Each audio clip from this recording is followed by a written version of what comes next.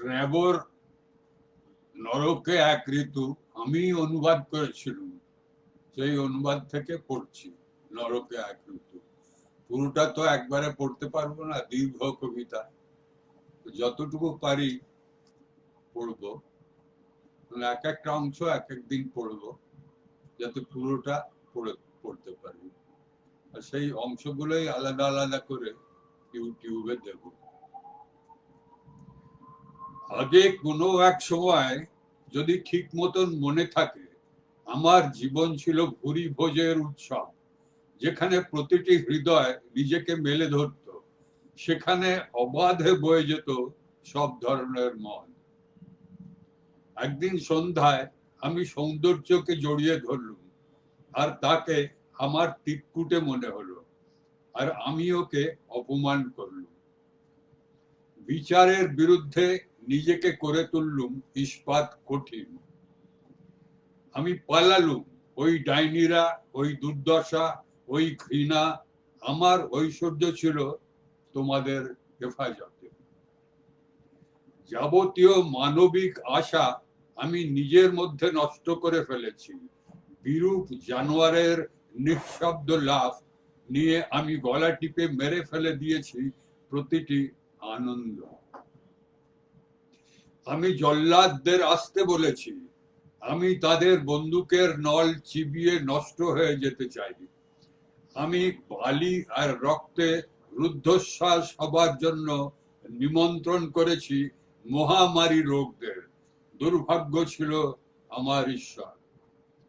আমাকে পাঁকে শুইয়ে দেয়া হয়েছে, আর নিজেকে শুকিয়ে নিয়েছি অপরাধাত্মক হাওয়ায়। আমি উন্মাদনার সীমায় নিজেকে নিয়ে গিয়ে মূর্খের খেলা খেলেছি। আর বসন্ত ঋতুর দিনগুলো আমাকে এনে দিয়েছে বোকার আতঙ্কিত হাসি। এখন কিছুদিন হলো যখন আমি নিজেকে ভবিষ্যৎ অমঙ্গলের বার্তাবাহক হিসেবে আবিষ্কার করলুম, আমি ভাবতে লাগলুম পুরনো দিনকালের ভোজনোৎসবের উৎসসূত্রের কথা, যেখানে আমি খুঁজে পাবো আবার নিজের বাসনার আকাঙ্ক্ষা। সেই উৎসসূত্র হলো সর্বজনে প্রীতি। এই ধারণা প্রমাণ করে যে আমি স্বপ্ন দেখছিলাম। যে দানব একসময় আমাকে অমন সুন্দর আফিম ফুলের মুকুট পরিয়েছিল, চিৎকার করে বলে ওঠে, তুমি হায়না ইত্যাদি জানোয়ার হয়েই বেঁচে থাকবে। মৃত্যুকে খুঁজবে তোমার আকাঙ্ক্ষা পূর্তির মাধ্যমে, আর যাবতীয় স্বার্থপরতা দিয়ে, আর 7টি মারাত্মক পাপ দিয়ে। আমি সেসব অনেক সহ্য করেছি। তবু হে প্রিয় শয়তান, অমন বিরক্ত মুখে তাকিও না। আমি তোমার কাছে আবেদন করছি, আর যতক্ষণ অপেক্ষা করছি কয়েকটা পুরনো কাপুরুষতার খাতিরে, কেননা তুমি একজন কবির মধ্যে সমস্ত রকমের চিত্রানুগ কিংবা নীতিমূলক স্বাভাবিকতার অভাবকে গুরুত্ব দাও। আমি তোমাকে এক অভিশপ্ত আত্মার রোজনামচা থেকে এই কয়েকটা অপবিত্র পৃষ্ঠা পাঠিয়ে দিচ্ছি।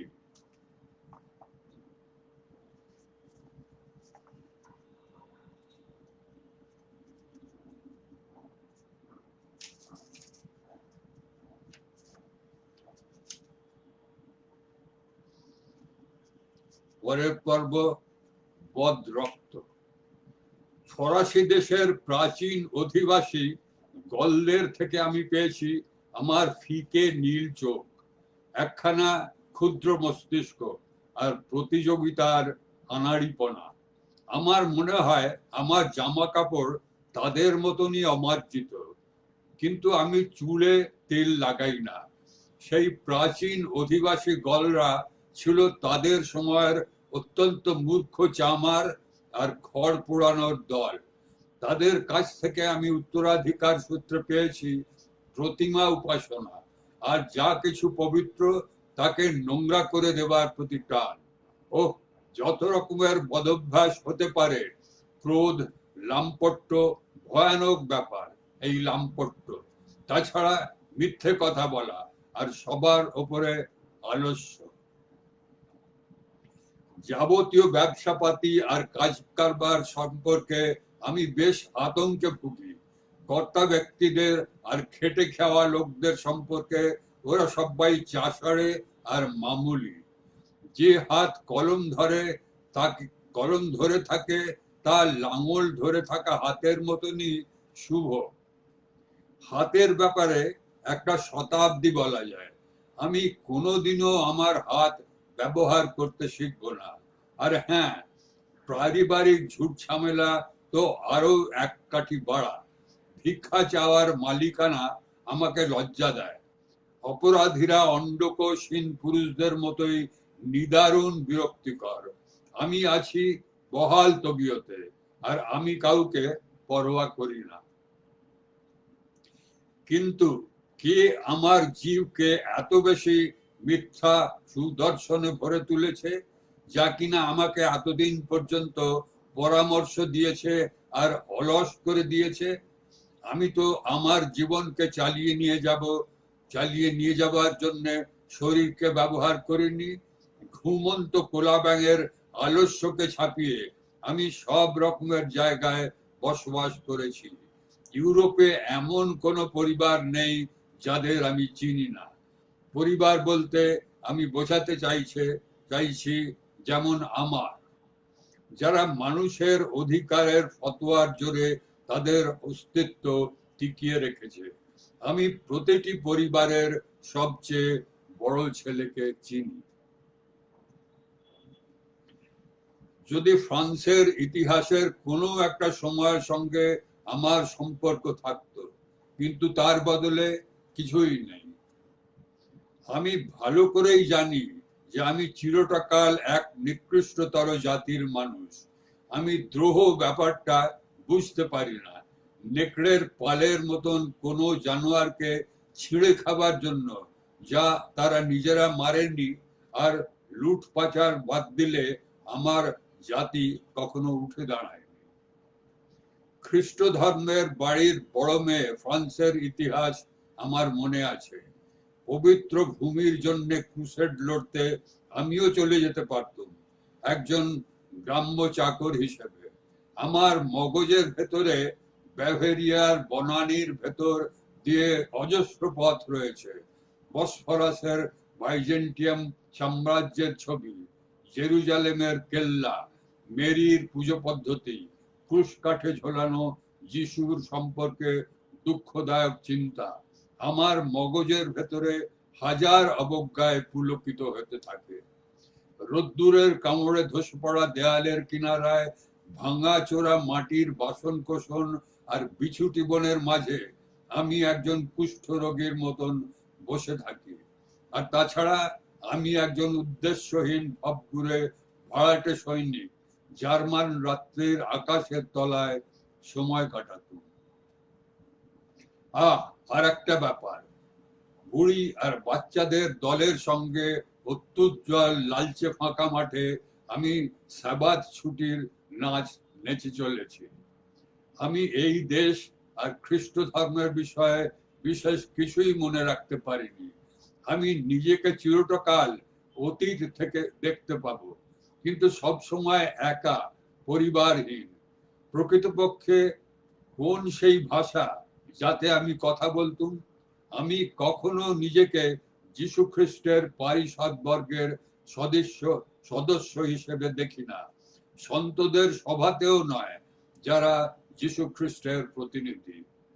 1 শতক আগে আমি ঠিক কি ছিলাম, আজকে আমি কেবল নিজেকে খুঁজে পাই। টোটো করে ঘুরে বেড়ানো সেই সব লোকগুলো, ধূসর যুদ্ধগুলো উধাও হয়ে গেছে। নিকৃষ্ট জাতি চেপে বসেছে সবার উপরে, যাকে লোকে বলে জনসাধারণ। যুক্তিপূর্ণতা, রাষ্ট্র এবং বিজ্ঞান।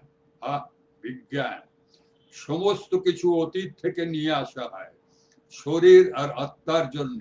শেষ আধ্যাত্মিক সংস্কার আমাদের রয়েছে ওষুধ আর দর্শন তত্ত্ব, বাড়িতে সারিয়ে তোলার টোটকা আর নতুন ভাবে বাঁধা লোকগান।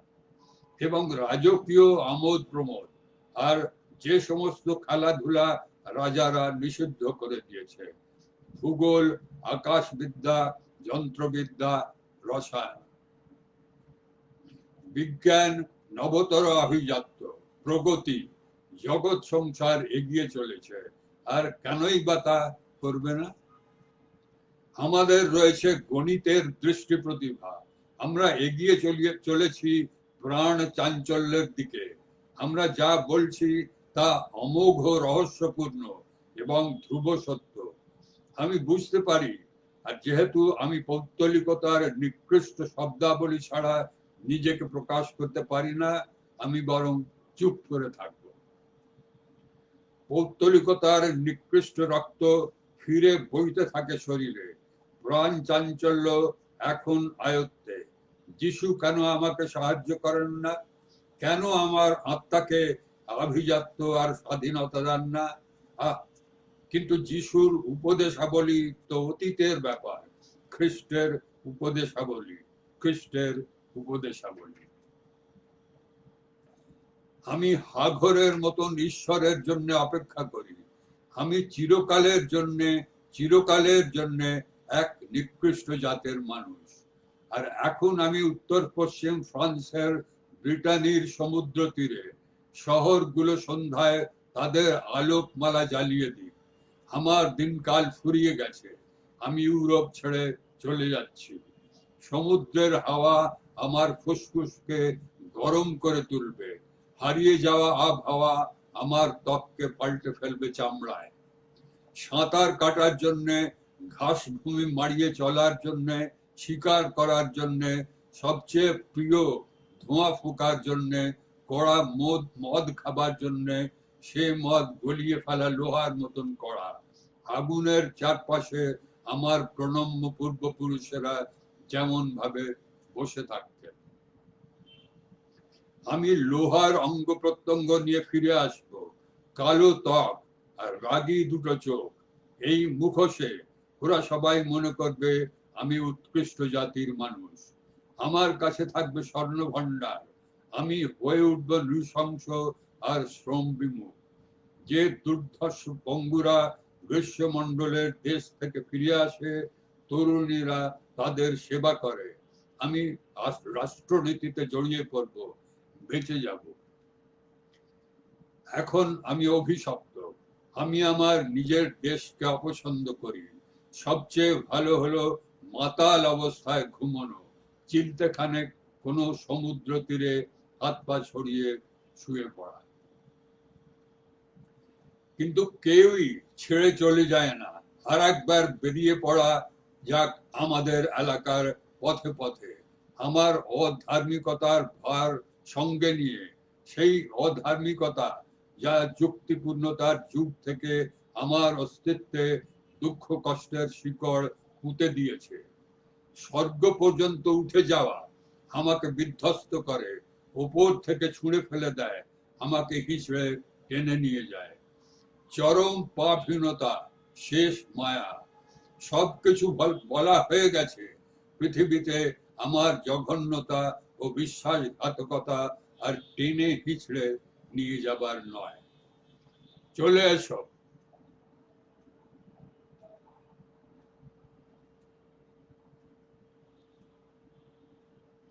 কুচকাওয়াজ করে তার কাঁধে তুলে মরুভূমি, একঘেয়েমির বিরক্তি এবং ক্রোধ নিয়ে কার কাছে গিয়ে ভাড়া করা মজুর হব?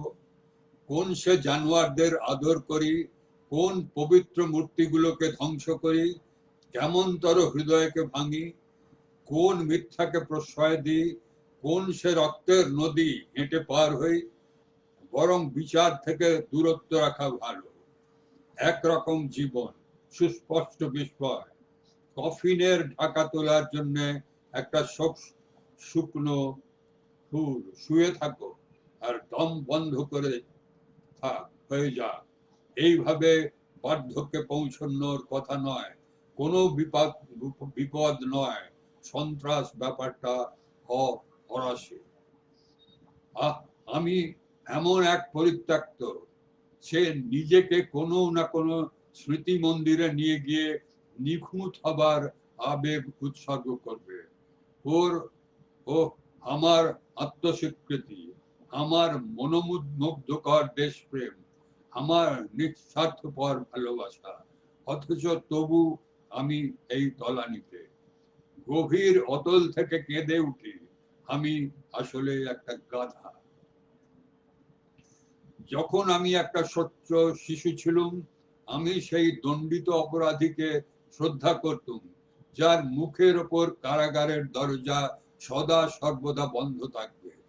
আমি সেই সমস্ত মদের আসর আর ভাড়া দেয়া ঘরগুলোয় যেতুম, যেগুলোকে তার উপস্থিতি পবিত্রতায় উন্নীত করেছে। আমি তার চোখ দিয়ে নীলাকাশ আর ফুলে ছাওয়া মাঠের কর্মোন্মাদনা দেখতুম। শহরের রাস্তায় আমি তার সর্বনাশ সুগন্ধকে অনুসরণ করেছি। তার ছিল সন্তদের চেয়েও বেশি বেশি ক্ষমতা, যে কোনো অনুসন্ধানকারীর চেয়েও বেশি বোধ শক্তি। আর সে কেবল সেই নিজের মহিমা এবং নিজের ন্যায় পরায়ণতার সাক্ষী ছিল। শীতের রাতের ফাঁকা রাস্তা বরাবর ঘর ছাড়া ঠান্ডায় কাতর আর ক্ষুধার্ত একটা কণ্ঠস্বর আমার হিমায়িত হৃদয়কে আঁকড়ে ধরল। দুর্বলতা হোক বা শক্তিমত্তা, তুমি টিকে আছো, তাই হলো শক্তিমত্তা। তুমি জানো না তুমি কোথায় চলেছো, কিংবা কেন তুমি কোথায় যাচ্ছ। যেদিকে চাও যাও, সবাইকে জবাব দাও, কেউই তোমাকে মেরে ফেলবে না। তুমি সব দেহ হলে যেরকম করতে, তার চেয়েও বেশি কিছু নয়। সকাল বেলায় আমার চোখ দুটো এত বেশি ফালফালে হয়ে উঠেছিল আর মুখ সবের মতন ফ্যাকাশে যে যাদের সঙ্গে আমার দেখা হচ্ছিল তারা যেন আমায় দেখতে পাচ্ছিল না। শহরগুলোয় কাদার রং আচমকা বদলে গিয়ে লাল আর কালো হয়ে উঠল। পাশের ঘরে আলোর শিখা কাঁপলে আয়নায় যেমন হয়, জঙ্গলে গুপ্তধনের মতন। আমি চেঁচিয়ে উঠলুম, গুড লাক! আর আমি দেখতে পেলুম আগুন শিখার সমুদ্র আর ধোঁয়া উঠে যাচ্ছে স্বর্গের দিকে, এবং বাঁদিকে আর ডান দিকে কোটি কোটি বজ্র বিদ্যুতের মতন সমস্ত ঐশ্বর্য বিস্ফোরণে ফেটে পড়ছিল। কিন্তু উচ্ছৃঙ্খল প্রাণোন্মত্ততা এবং নারী সঙ্গ ছিল আমার পক্ষে অসম্ভব, এমনকি কোনো বন্ধু সঙ্গও নয়। আমি দেখলুম আমি একদল রাগী মানুষদের সামনে পড়ে গেছি, ফায়ারিং স্কোয়াডের মুখোমুখি।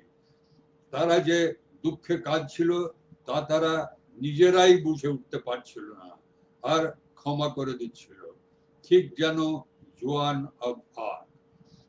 যাজকরা, অধ্যাপকরা আর ডাক্তাররা, আপনারা আমাকে আইনের হাতে তুলে দিয়ে ভুল করছেন। আমি কখনো আপনাদের একজন ছিলুম না, আমি কখনো খ্রিস্টধর্মী ছিলুম না। আমি সেই জাতির মানুষ, প্রায় ফাঁসির মঞ্চে দাঁড়িয়ে গান গায়, আমি তোমাদের আইন কানুন বুঝি না, আমার নৈতিক জ্ঞানগমি আছে, আমি ভালো মন্দ জ্ঞান শূন্য। তোমরা একটা বড় ভুল করে ফেলছো। হ্যাঁ, তোমাদের ঝলমলে আলোয় আমার চোখ বন্ধ। আমি একটা পশু, একজন কৃষ্ণাঙ্গ, কিন্তু আমার পরিত্রাণ সম্ভব। তোমরা সব নকল কৃষ্ণাঙ্গ, বাতিকগ্রস্ত, বুনো, কৃপণ, তোমরা সবাই। ব্যবসাদার, তুমি একজন কৃষ্ণাঙ্গ। জজ সাহেব, তুমি একজন কৃষ্ণাঙ্গ। সেনাপতি, তুমি একজন কৃষ্ণাঙ্গ। সম্রাট, বুড়ো, চুলকোনো মাথা, তুমি একজন কৃষ্ণাঙ্গ। তুমি শয়তানের হেফাজত থেকে যে মদ খেয়েছো তাতে কেউ কর বসায় না। এই দেশকে উৎসাহিত করে জ্বরের তাপ আর কর্কট রোগ। পঙ্গু আর বুড়ো মানুষেরা এত বেশি শ্রদ্ধার পাত্র যে তারা চায় তাদের উচ্চ উষ্ণ তাপে সেদ্ধ করা হোক। সবচেয়ে ভালো হবে এই মহাদেশ ছেড়ে বিদায় নেয়া, যেখানে সেই হতভাগাগুলোকে প্রতিকূল সরবরাহ করার জন্য পাগলামি জিনিসটা ঘুরঘুর করে বেড়ায়। আমি প্রবেশ করব ক্যাম্বোডিয়ার সত্যকার চাম রাজার সন্তানদের দেশে। আমি কি প্রকৃতিকে বুঝতে পারি? আমি কি নিজেকে বুঝতে পারি? কোনো বাক্য আর আয়ত্তে নেই। আমি মৃত মানুষদের নিজের পাকস্থলিতে পুরে রাখি। হই হট্টগোল, ঢোল ঢোলক, নাচো নাচো নাচো। আমি সেই মুহূর্তের কথা চিন্তাও করতে পারি না যখন শ্বেতাঙ্গ মানুষরা পৌঁছেছে আর আমি শূন্যতায় তলিয়ে যাব। পিপাসা আর ক্ষুধা, হই হট্টগোল, নাচো নাচো, নাচতে থাকো। শ্বেতাঙ্গেরা তীরে তীরে নেমেছে, কামানের গোলার আওয়াজ। এমন আমাদের নির্ঘাত খ্রিস্ট ধর্মে দীক্ষিত করা হবে। পোশাক পরে তৈরি হও আর কাজে বেরো। আমার হৃৎপিণ্ডকে ঐশ্বরিক করুণায় বিদ্ধ করা হয়েছে। আমি কখনো ভাবিনি যে আমার জীবনে এই ঘটনা ঘটবে, কিন্তু আমি কোনো অন্যায় তো করিনি। আমার দিনগুলো হয়ে উঠবে স্বস্তিময় এবং পশ্চাত্তাপ থেকে আমাকে মুক্তি দেয়া হবে, যেখানে অনাড়ম্বর আলোকমালা শোক সভার মোমবাতির মতন আরেকবার জ্বলে ওঠে। আমাকে আত্মরা আত্মার শুভত্বে পীড়ন করা হবে। প্রথম সন্তানের অদৃষ্ট সময়ের আগেই জন্মানো কফিন, যা ঝিলমিলে কান্না ফোটায় ঢাকা। কোনো সন্দেহ নেই, ন্যায় ভ্রষ্টতা হলো বোকামি, বদভ্যাস হলো বোকামি। বচন বিকারকে সদা সর্বদা দূরে সরিয়ে রাখতে হবে, কিন্তু দেয়াল ঘড়িকেও শিখতে হবে বিশুদ্ধ যন্ত্রণার সময় নির্দেশের চেয়ে বেশিবার কাঁসর ঘন্টা কেমন করে বাজাতে হয়। এই সমস্ত দুঃখ কষ্ট ভুলিয়ে আমাকে কি শিশুর মতন তুলে নিয়ে যাওয়া হবে, যাতে স্বর্গদানে গিয়ে খেলা করতে পারি? তাড়াতাড়ি করো, সেখানে কি অন্য রকমের জীবন আছে? বৈভবশালীদের পক্ষে শান্তিতে ঘুমানো অসম্ভব। ঐশ্বর্য চিরকাল সবাইয়ের সামনে খোলামেলা থাকে। কেবল জ্ঞানের চাবিকাঠি দিতে পারে দেবপম প্রেম। আমি তো দেখতে পাচ্ছি প্রকৃতি এক ধরনের দয়ামায়ার প্রদর্শনী। বিদায় বিশপের আংরাখায় ঢাকা আগুনের নিঃশ্বাস ওড়ানো দানব, আদর্শবোধ আর ভুল ভ্রান্তি। উদ্ধারকারী জাহাজ থেকে ভেসে আসছে দেবদূতদের উদ্দেশ্যময় গান। এ হলো দেবপম ভালোবাসা, দুটি ভালোবাসা। আমি জাগতিক প্রেমে মরে যেতে পারি, আনুগত্যের কারণে মরে যেতে পারি। আমি পেছনে ফেলে যাচ্ছি সেই সমস্ত প্রাণীদের, আমি চলে যাবার পর যাদের যাতনা ক্রমশ বাড়তে থাকবে। বাতিলদের মধ্যে থেকে তুমি আমাকে বেছে নিয়েছো, যারা রয়ে গেল তারা কি আমার বন্ধু নয়? তাদের অমঙ্গল থেকে বাঁচাও। আমি নিমিত্ত সিদ্ধির খাতিরে দ্বিতীয়বার জন্মেছি।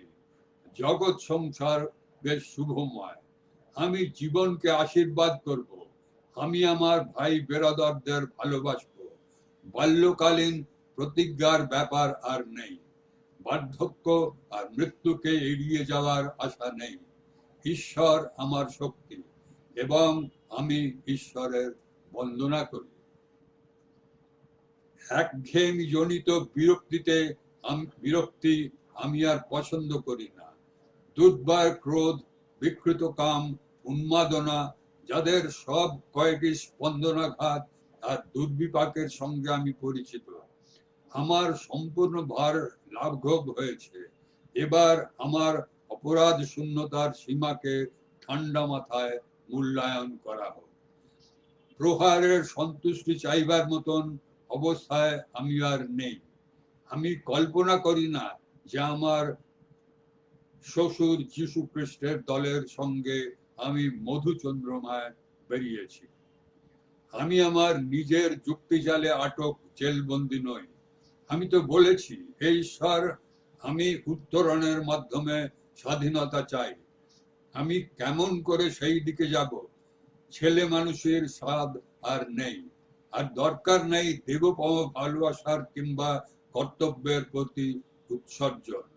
আমি ছেলেবেলার আবেগ অনুভবের ত্রুটি দোষ বলে মনে করি না। যে যার নিজের যুক্তিপূর্ণতায় অবজ্ঞায় সর্বজন প্রীতিতে রয়েছে। শুভ বুদ্ধির দেব দ্রুততম সিঁড়ির সবচেয়ে উপরের ধাপে নিজেকে রেখেছি আমি। আর যদি সুস্থিত আনন্দের কথা বলতে হয়, গার্হস্থ্য হোক বা না হোক, না, আমি পারবো না। আমি বড় বেশি তুচ্ছ, অত্যন্ত দুর্বল। কর্মকাণ্ড জীবনকে কলুষিত করে তোলে। ওটা পুরনো ধ্যান ধারণা, আমার নয়। আমার জীবন যথেষ্ট গুরুত্বপূর্ণ নয়, তা কর্মকাণ্ডের থেকে দূরে লক্ষ্যহীন ভেসে চলে যায় পৃথিবীর সেই তৃতীয় মেরু অঞ্চলে। বুড়ি চাকরানি হয়ে যাচ্ছি আমি। মৃত্যুকে ভালোবাসার সাহস হারিয়ে ফেলেছি। ঈশ্বর যদি আমাকে সেই দিগ্ভ্রান্তি দিতেন, দিব্য শান্তি দিতেন, নির্মল প্রশান্তি এবং প্রার্থনা, প্রাচীন কালের সন্তদের মতন। সেই সন্তরা, তারা ছিলেন শক্তিমন্ত।